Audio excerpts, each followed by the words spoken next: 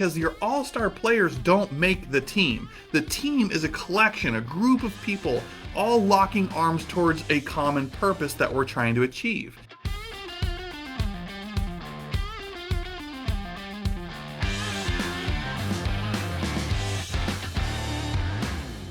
All right, hey, where are my baseball fans at? Okay, maybe it's because I'm a baseball guy, maybe it's on my shirt today, I'm not sure. But look, I just finished a call with one of our leaders here at the locker room, Chuck Wells. So Chuck, hey man, if you see this, shout out to you.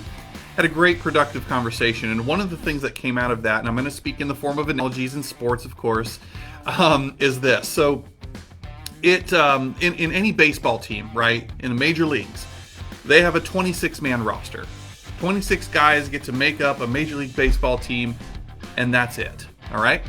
Now, out of those 26 guys, in any given baseball season, maybe what, 2, 3, 4 players could get nominated to be on the All-Star team for that year, right? Out of 26, maybe 2 or 3, 4 if you're awesome. Even the New York Yankees or whatever team you follow, right, generally have a couple players that might get called up to the All-Star team. So what does that mean?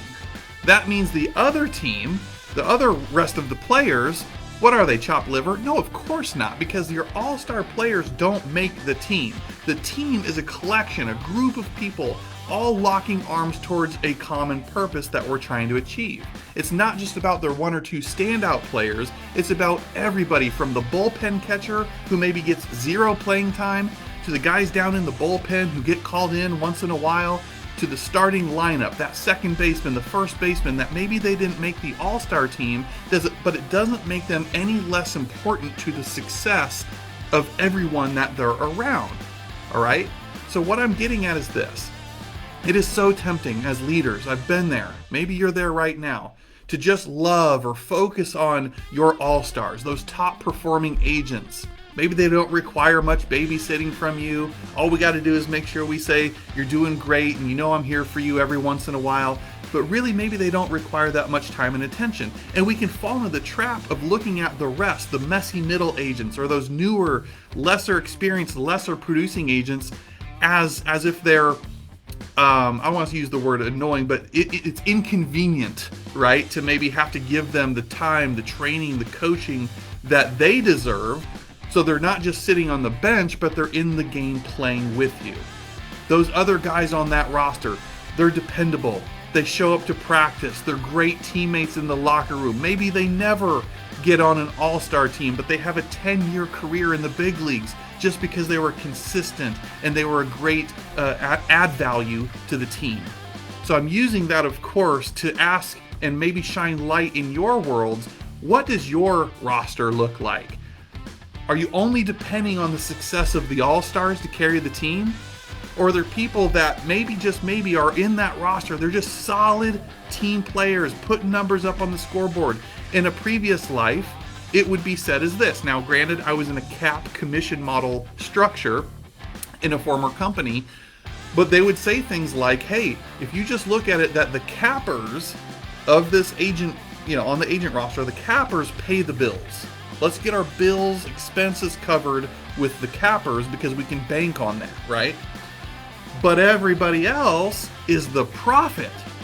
Okay? Everybody else is the profit. It doesn't make them any less valuable or any, whatever favoritism that could be going on.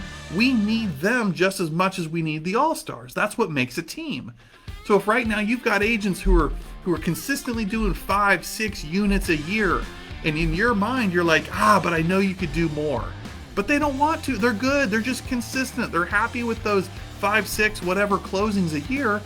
There's still very much a spot on your lineup for them.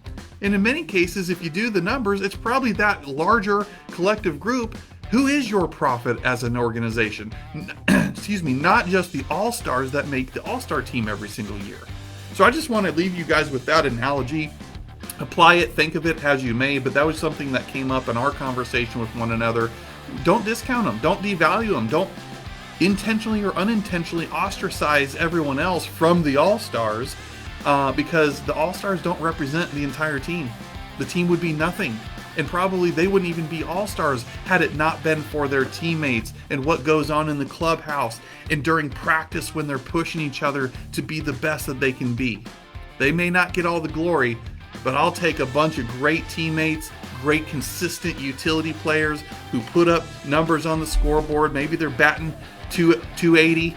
They're never in the 300s to make the all-star team, let alone the Hall of Fame. But it's those people that win the championships, and I'll take a team of them over just a bunch of all-stars who hot dog around on the field all the time. Hopefully you get my analogy. Hopefully you apply that to your own business. Let me know if this speaks to you. I'm always curious to hear your thoughts. Hope you guys have a great day.